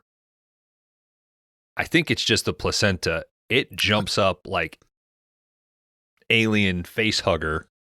Yeah. And I thought this was the placenta when I watched it. It's got Brian locked up. He starts rattling around. All right. I wrote Brian and Cheryl so many times I don't know where the fuck I'm at. All right. Face hugger style. All right. Brian powers over. Despite having this thing on his face, he's able to get the blade away from Cheryl. Cheryl's stomach blows up. And it has like smoke coming out of it when it pops. I will say it's very cool that it has this like, it's expelling gas with such force that like the flaps of her clothes and her skin are like flapping. It's very cool. It's a thank fun God practical. He said close. What's that? Thank God he said close. it was like the fucking Arby's roast beef like flapping. That's what she thought I was going to say. You're saying a lot of flaps. Yeah. So. All right. And then whatever the fuck, placenta, face hugger, whatever it is that was on Brian's face, it works its way down through his mouth, down his throat. They're both fucking toast. Doc obviously showed up because Cheryl's body and Brian are being taken by the morgue and the police, respectively. The detective starts asking the doctor if he knows any of the other weirdos in this cul-de-sac. He says a bunch of weird shit's been going on around here. Asks him to his face, do you know Paul Williams? Paul Matthews, Jesus Christ. In number 9. He starts asking about like viruses. He's like, are there any viruses where the first phase is hallucinogenic and the second phase is glandular? And he's like, yeah, man, like it's fucking, there's a lot of viruses out there. It's wild. Yeah. He says a lot of them do that. Like, what are you talking about? All right. I've had a fever dream before, but never a full-blown waking hallucination. I was moved out of my house. I was 20, 21 and had a fever dream so bad, I had to call my mom. I was like, I have enough wherewithal right now. I need you to take me to the ER. She was like, all right. And then 15 minutes later, I heard like a horn honking. It's like 4:30 in the morning. And I was like, okay. And then like a zombie, like walked out, got in her car. That was fucking wild. It was just like strep throat or some shit. It just.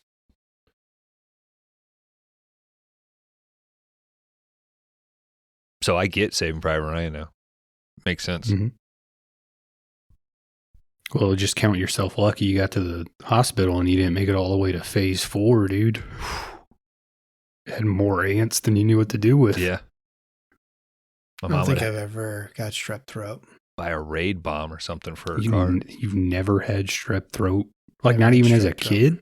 I don't think so.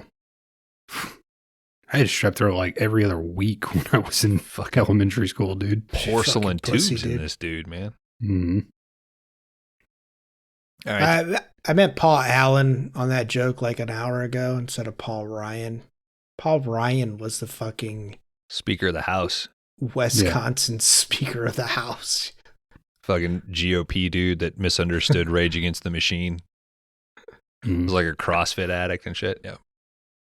He's still alive? I knew what you meant. Yeah, he got the fuck out. I think he and what was that like real red-faced dude that got, I don't know if they got primaried, but they kind of just like got fed up. Just like early days of the Tea Party.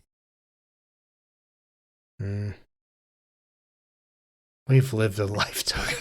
Wasn't he like a VP candidate? Yeah, he was. Mitt Romney's? Yeah.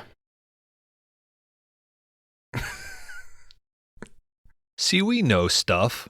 Mm-hmm. I think if you're showing our age. I feel like if you're any politician that's like, I like Rage Against the Machine, you've clearly missed the message there. All right. The detective, he lets the doctor go. He's like, you know what? I guess whatever this is will be discovered in the poor woman's autopsy. Doctor gets a little spooked by this, so he decides to sneak over to Paul Matthews' house. As he's sneaking through the house, he preps some sort of injection. He finds Paul standing and melting, this weird, like, Resident Evil style, like, you know, just hanging out until he's activated. He turns around, starts fucking strangling the doctor. Doctor's able to inject him, though. We see the nobles. They've arrived at Vimuville. They're greeted by Demetra, Sean's assistant, and they're serving them up a nice feast. Daddy Noble, his nose starts to run, starts sneezing, goes to the bathroom, coughs up like fucking slime that starts crawling up the sink. What the hell?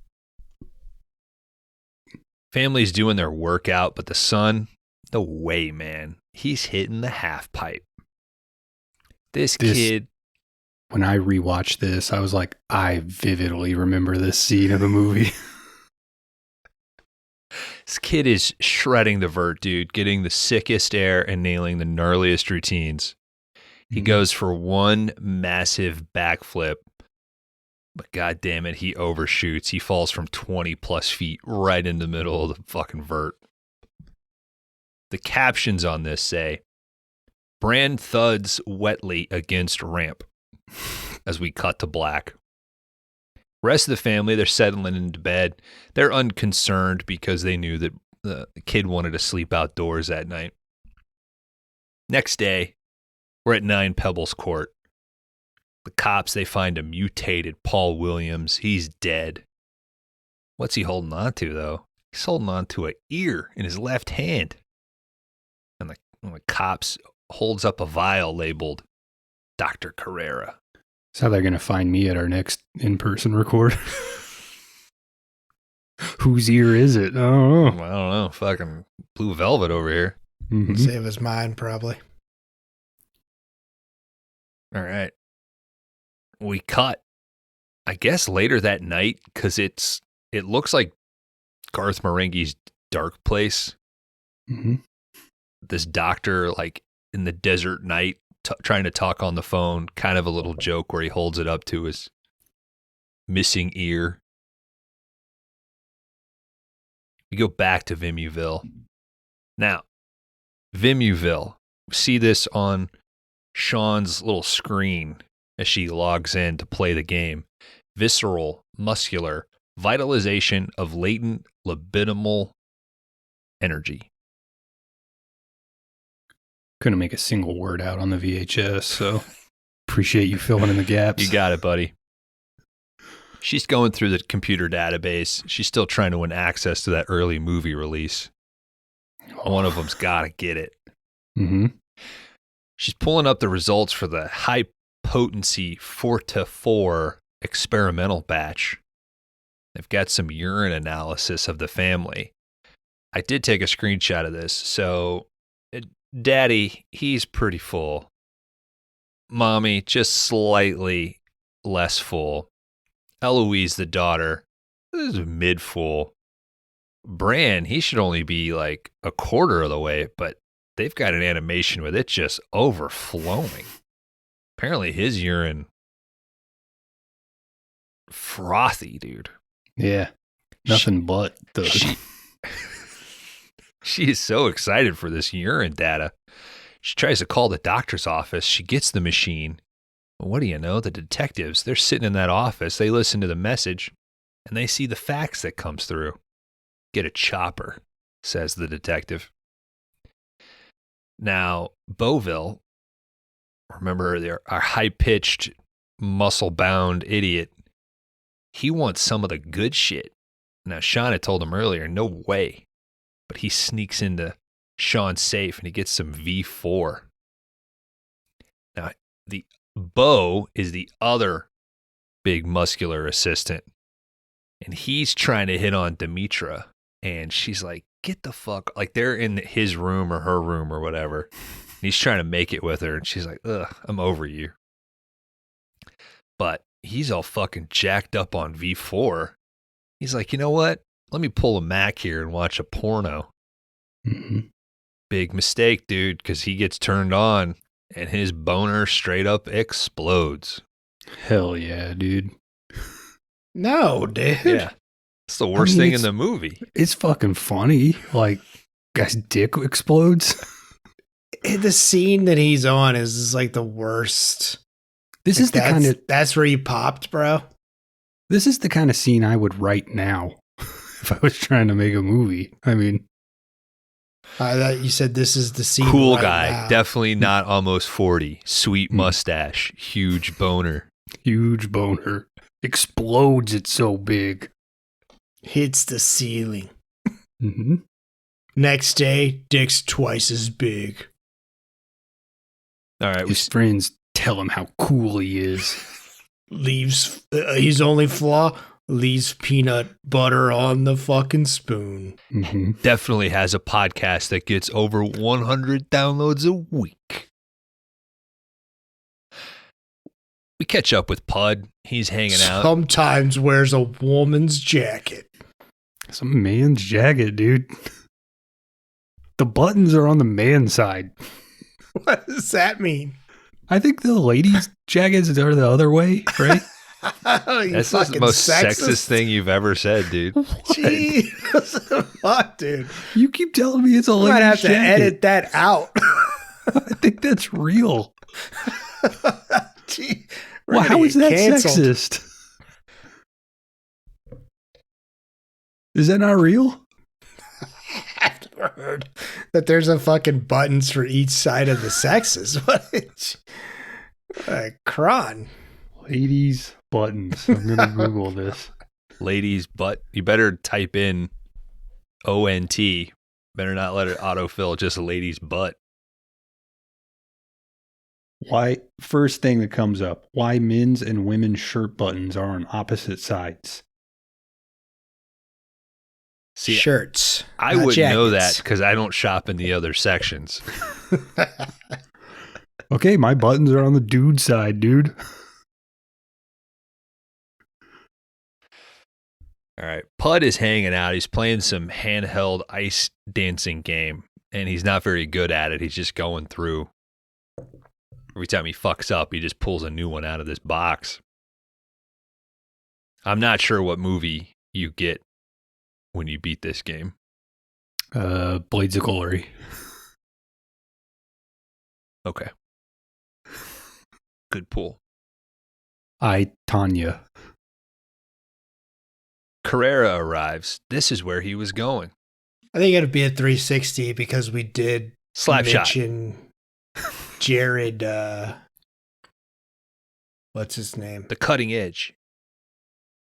Napoleon Dynamite, who was in Blades of Glory. Blades of Glory. Mm-hmm. Also, my nephew went as a Nacho Libre for Halloween, which was fucking hilarious. That's This awesome. year? Yeah. Oh, hell yeah, dude. pretty That's funny. badass. He's like one. Well, he's a little over one, but it's pretty fucking cool. That's a good movie. Yeah, I will defend Nacho Libre. Get that corn out of my face. It's been a while. I used to put that shit on all the time at Movie Gallery. I just think it's wild in a Nickelodeon produced movie. There's a line, I don't believe in God.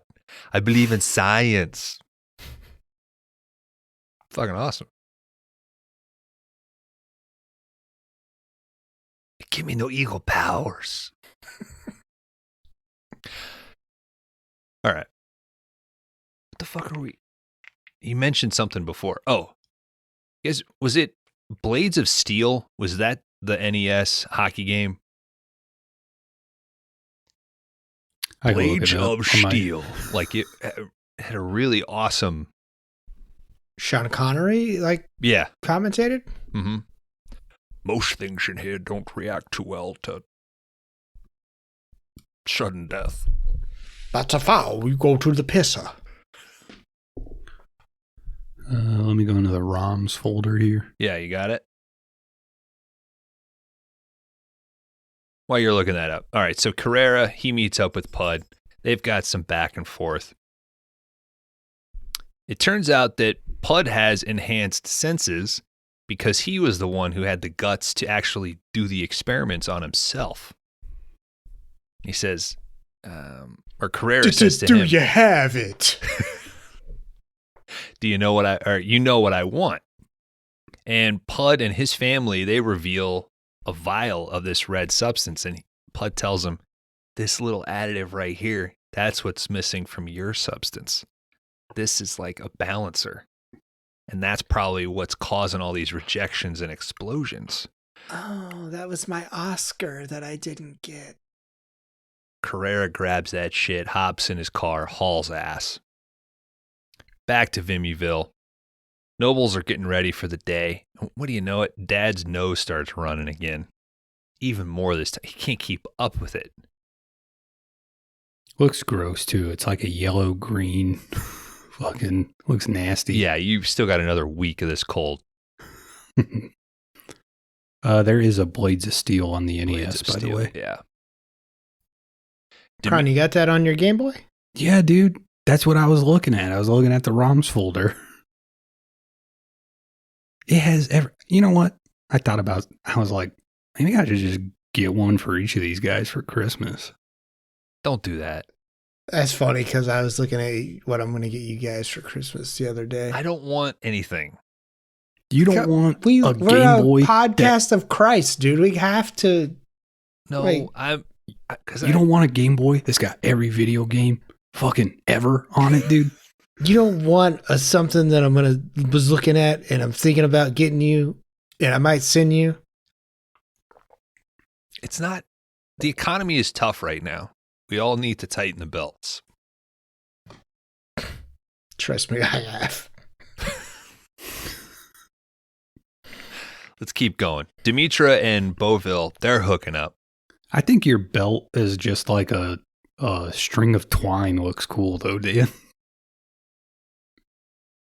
I made fun of you a couple of episodes ago because you were poor and you only had pants where you had a string to tie them. Mm-hmm. So don't try it. Don't try it. I remember that. Now the shoe's on the other foot. It don't now feel the so string good, is on the other. Well, pants. that's because he only has the one shoe. Mm-hmm.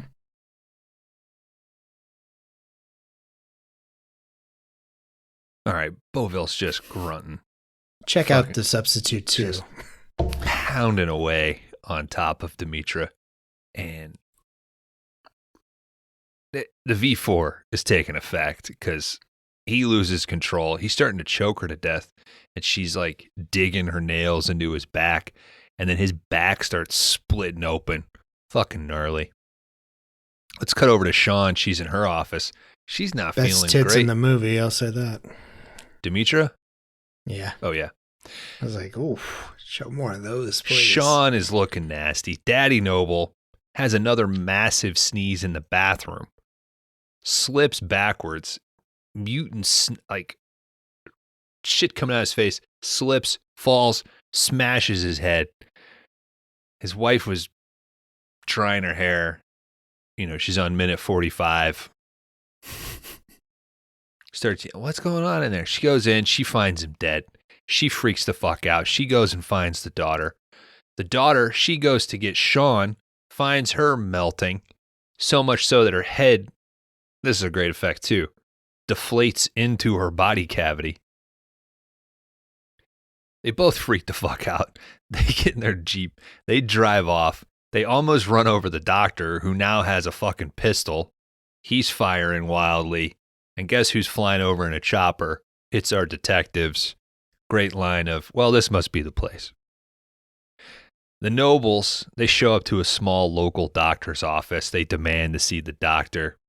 He comes out. They start screaming, you got to come to Vimuville. You got to come up there. And the doctor's like, Vimuville? That old chemical dump?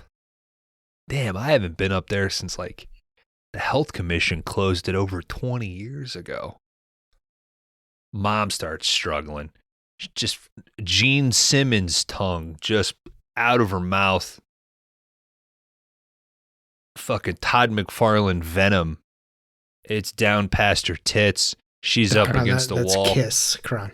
Doctor acts like he doesn't know what to do with it. I knew what to do with it. Bent over? I mean, pick your poison, dude. I mean, where's that thing going to go? Well, a tongue like that, you only need to take out maybe 2 ribs. Yeah. Tongue your own prostate. One lick, you can get the whole thing, dude. All right. Carrera, he's poking around on Sean's corpse. The detectives sneak up on him. Sounds like Kron's been experimenting on his own corpse as well. The doc goes on about, you guys don't even know what the fucking human body can do. It just needs the right formula. He shoots himself in the hand. Is this to show, like, I took the substance and then I took the little stabilizer and now I don't feel shit? Mm-hmm. I guess. Okay. Yeah, kind of like I've got the dosage right finally. And Yeah. But then decides, nah, I'm going to take the coward's way out. Blows his head off. It's weird. A newer hand came out of the older hand, so. Like it's on the body he parts now. Wolverined his own body back together. I was making a substance joke. Oh, okay. All How right. the fuck do you crawl out of like somebody's ass? How do you? Yeah, it's like the back opens up and you crawl Ace out. Ventura I mean- did it head first. Yeah, find the light and start digging, dude. I mean, Warm. I think it's pretty obvious. All right. I think all of our major players are dead. So it's time for the cops to come in. They start clearing out the compound, taking away all the evidence. Our detectives, they're flying back to the station when they get a call. Say, hey, the quarantine that you wanted on Pebbles Court, it's in place, but you got to get to Police HQ right now. We got a situation. Oh, that's right. Did you guys forget about Brian? Because he's in the detective's office, absolutely freaking the fuck out. He's got another cop like kind of held hostage in the room. The rest of the precinct, they're all covered in green shit. They've all got their guns drawn.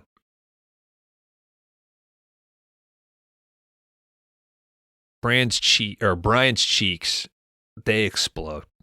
It's kind of, compared to everything else, this being the last one, it feels a little, Mm-hmm. it's not as powerful, especially after like Sean's head deflating. Yeah, it's like his whole head should have puffed up and Yeah. then exploded. So he's gone. They get that other cop out. And then who? Yeah.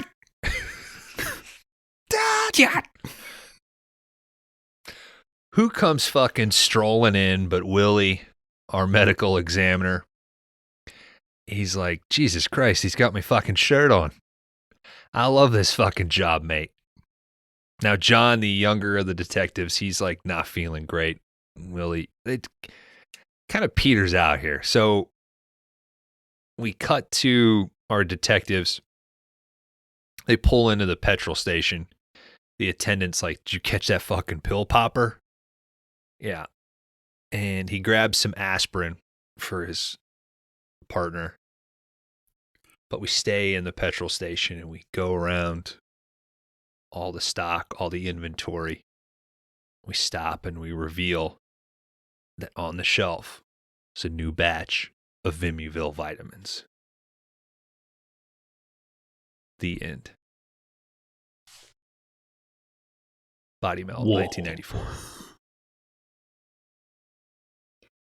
Upon further research, gentlemen, this was released October 28th of 1994. A budget here of 1.6 million Australian. A box office of $1,714. Washington's just upside down on the bill. Mm-hmm. Was that the Australia release or the Cannes premiere? That was the Australian release. Okay. At the cinema that month, you could catch The Last Seduction. Whoa. You could also catch that episode of 5 Day Reynolds. Go check it out. Stargate and Clerks. We all know that it's not an erotic thriller, but you know. You ever Check seen it out anyway. Stargate, Kron? No, I think at one point, like, because that was a TV show too, right? Yeah, it spawned a very successful television series. I feel like I would maybe catch the TV show here and there, Yeah. but like never watched a full season. But I would like tune in for those sometimes. You But probably I don't think caught I've it- ever caught it seen the before movie. Raw, yeah. Yeah, I mean, I don't know when that was on, but I know I've seen like, a handful of episodes of it. What's gnarly about it was it started on Showtime. And I remember watching it with my buddy, and there's full frontal nudity in it. In the first episode of Stargate SG-1. And I think it was only on Showtime for like a season, 2 seasons before it jumped over to Sci-Fi or whatever. And then I think there's like 4 or 5 different spin-offs of that. But it being a Kurt Russell movie, I was wondering if you'd ever seen it. No, I'd check it out though. I mean, Good seems James like a fun Spader. time. Yeah.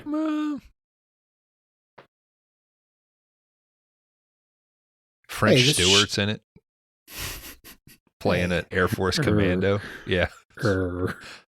Speaking of French Stewart, thanks for providing the copy of the Vinegar Syndrome body melt so I could see all those dicks and balls. You know who you are.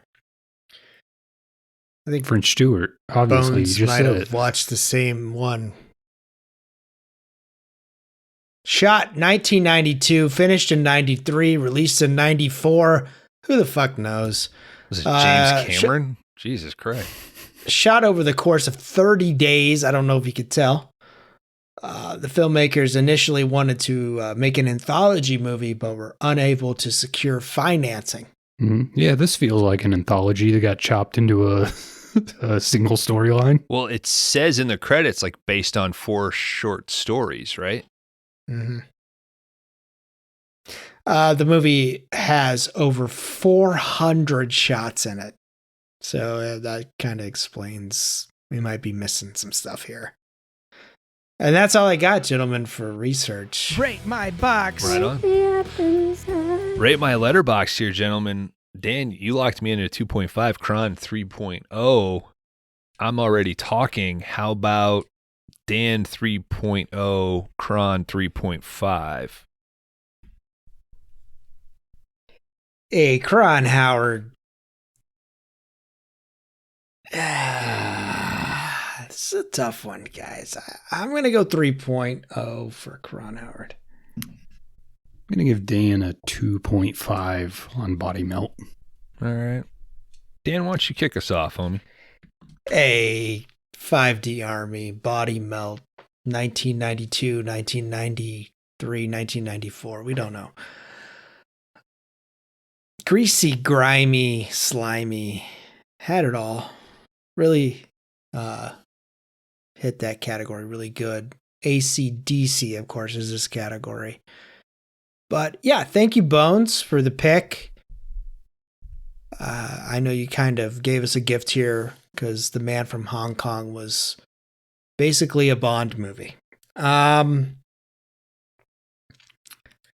think, like I said, we're missing some stuff here, which I would like to see, but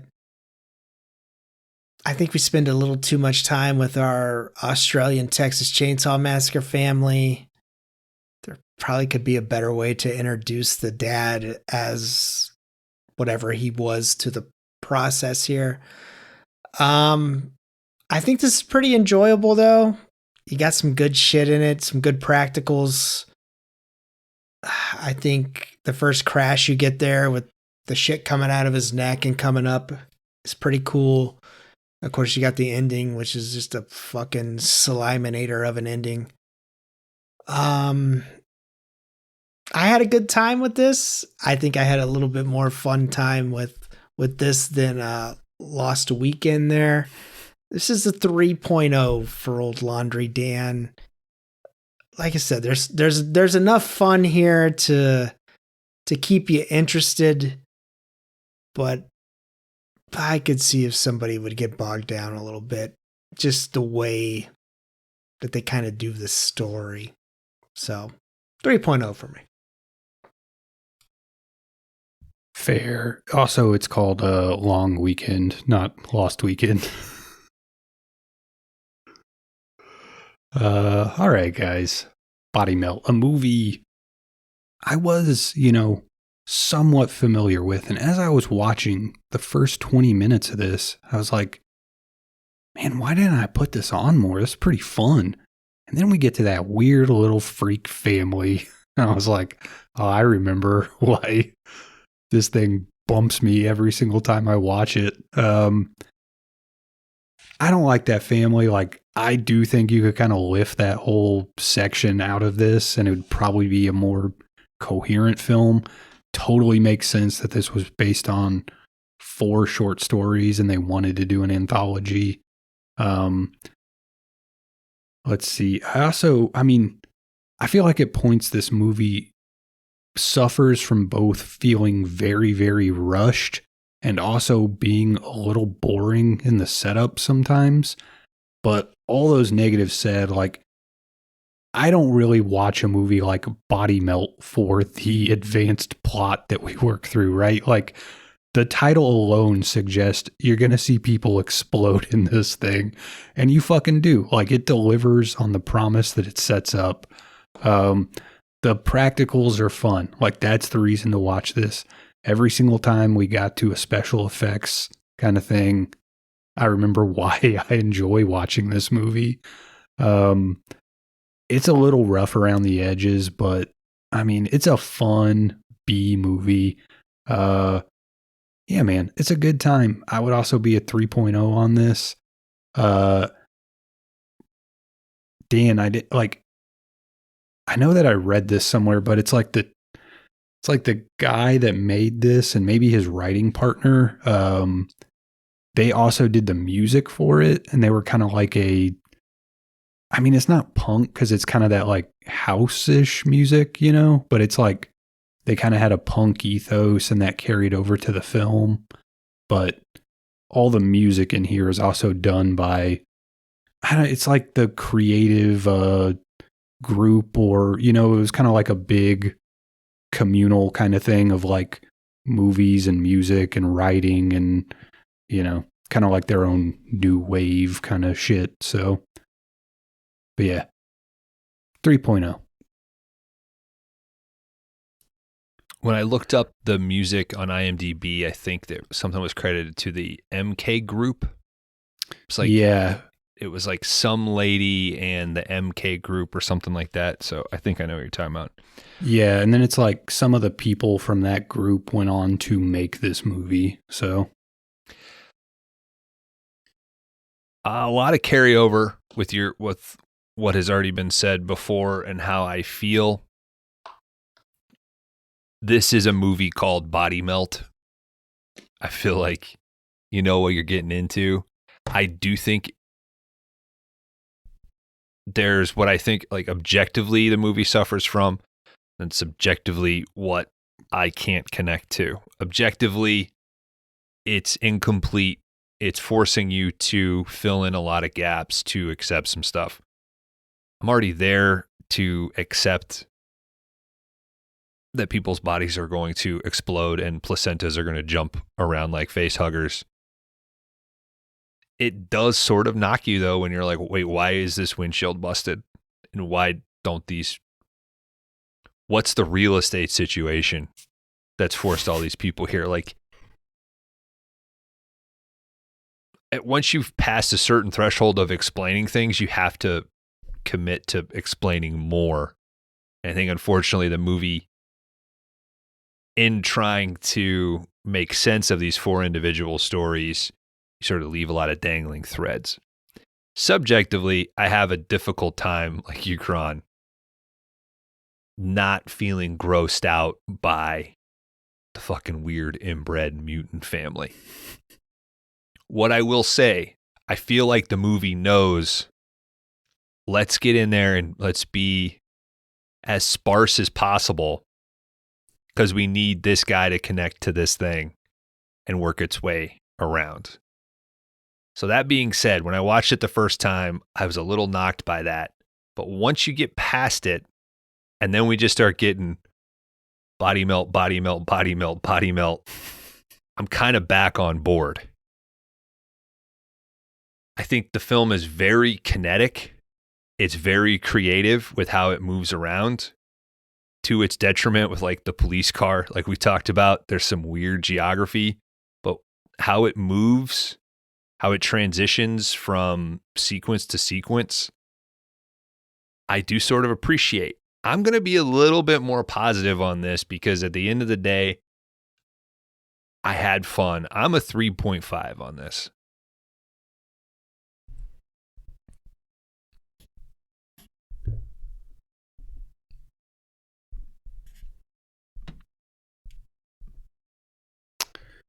all right, guys. Body Melt would have an average score from the three of us of 3.17. this thing would land at number 76 on the big list. This would currently be right below a tie at 74, Death Wish 3 and Rolling Vengeance. I should also mention this is tied at number 76 with Split Second, and those would both be above The Substitute at number 78. All right, Kron, you got a 0.5 on that. Yes, don't call it a comeback, dude. I'm making up some ground here. And Dan, you were so polite to text in the channel there. Fuck, marry, kill. Would you like to go first at your category? No, I'd like to hear a Kron. Thanks. AC/DC. We gotta do fuck, marry, kill here. All right, fine. I'm going to marry Body Melt. Feel like that's a weird one to pick, but I can't pick the long weekend for Mary because those people are terrible. They have the worst marriage ever. I guess I'm gonna kill Long Weekend, my own selection. What I think is maybe the best movie, but they're bad people. They deserve what they get. I'll fuck The Man from Hong Kong. Why not? There's a lot of fun, a lot of action there. There's my 3.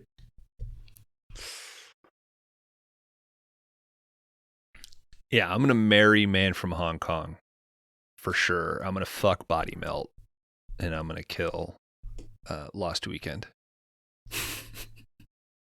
Yeah, I think that's mine as well. Marry that. And that's not to say that Long Weekend isn't an enjoyable watch. It's very fun.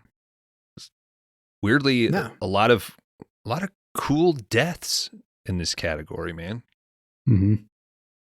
I guess when you live in a continent that's constantly trying to kill you, it informs your cinema. Hey, I'm AC/DC, Australian cinema.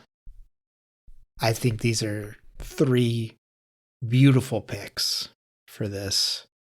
If you're coming in, I like how Bones brought us to the 90s. And Kron and I did stay in the 70s, kind of the beginning of that kick there. So, good job, guys. It's a good category. It was really hard not to do Mad Max or Thunderdome. Really tough. Had you not picked Man from Hong Kong, had you gone a more or less of a Bones pick? But It would have been 2 or Thunderdome. I couldn't have done 2, man. No way. That's Probably 5-star. yeah, for sure. Yeah, I could see that. But speaking of picks, we're going to be off for a few weeks, but we'll be back in the next month. Kron, are you ready to reveal what we're coming back to? I am, but you guys talk amongst yourselves for 20 seconds while I grab a thing. Grab a thing? Yeah. Okay. It's his dick. I think his placenta fell out. His little fucking dick. He's in going his- to grab a jacket, and I'm not, because I don't know if he mirrors his screen or not. It's a straight jacket.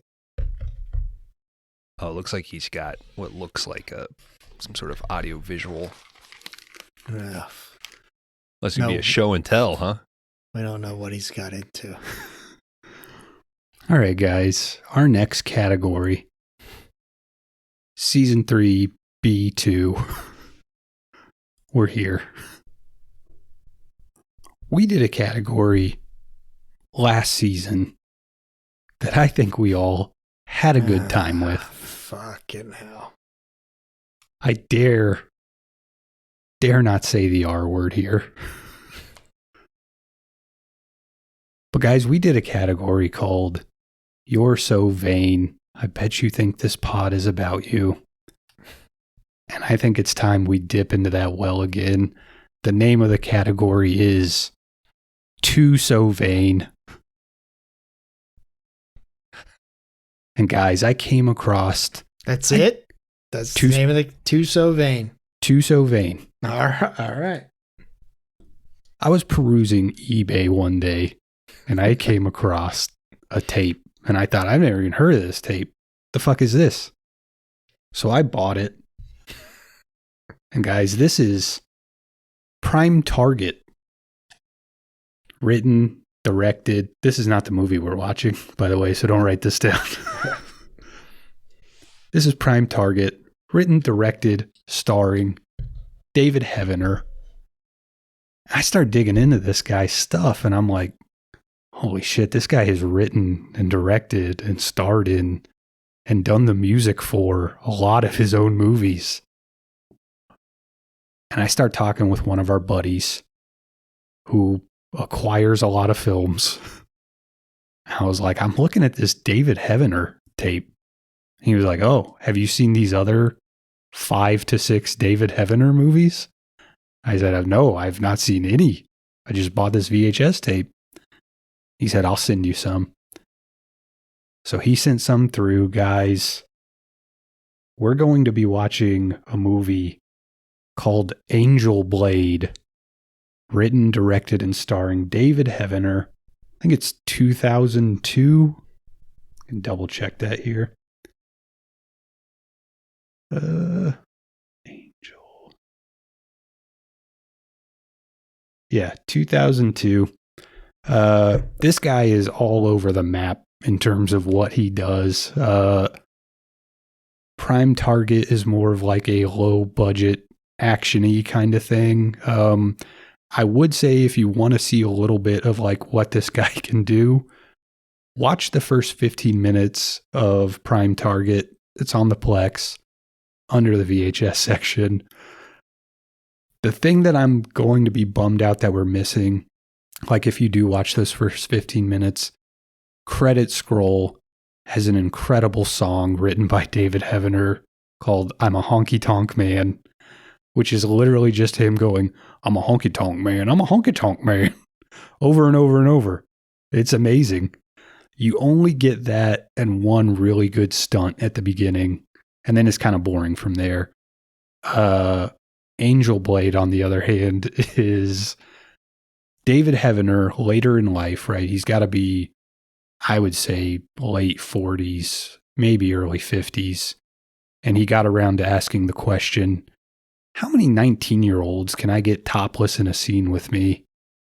And I thought, this might need to be on the pod instead. So pulled a pivot. We are not watching the VHS tape I acquired, but we will be watching a David Heavener film.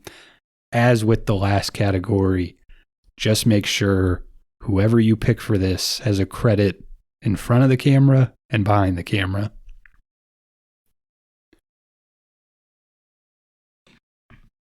Thank you, Karan. No letterboxed average. So Nope. Prepared to do some math. Not many people logging this one. See, 16 reviews. Also, you'll find this out pretty early in the movie, but David Heavener's character in this film is named Bradley Cooper.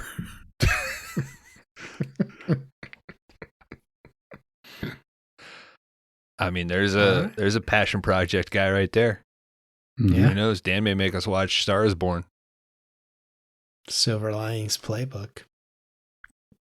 Can you play Metallica's Ride the Lightning? No, that was David O. Russell who directed that. Oh, shit, that's right. He's got a new one coming out, right? About a comedian? Oh, is this thing on with the Smartless guy? Yeah, I think so. Remember when he just used to be Job from Arrested Development and we all liked him? Yep. Yeah. Michael. Well, thank you, Karan. Yeah. Hope everybody... Oh, go ahead. Oh, Too So Vain. I can't wait to see what you guys dig up for this category. Was that Pennies from Heaven? That was Pennies from Heaven. Gauntlet.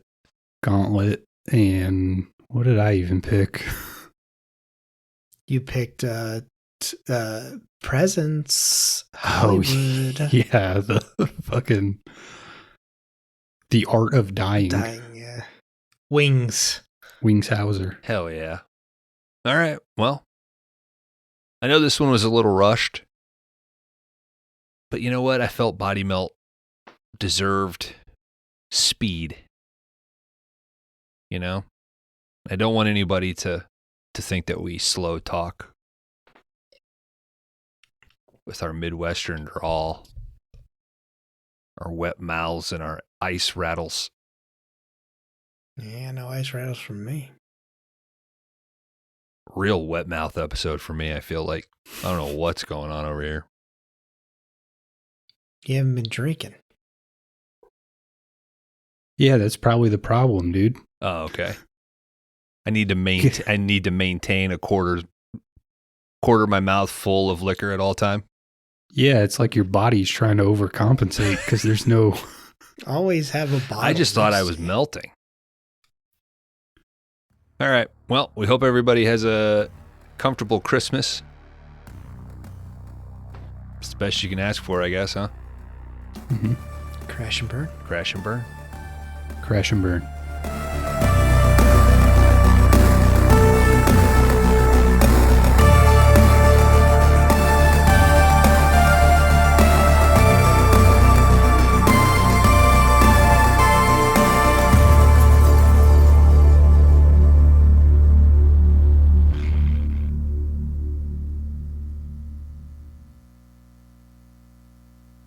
Hallucination.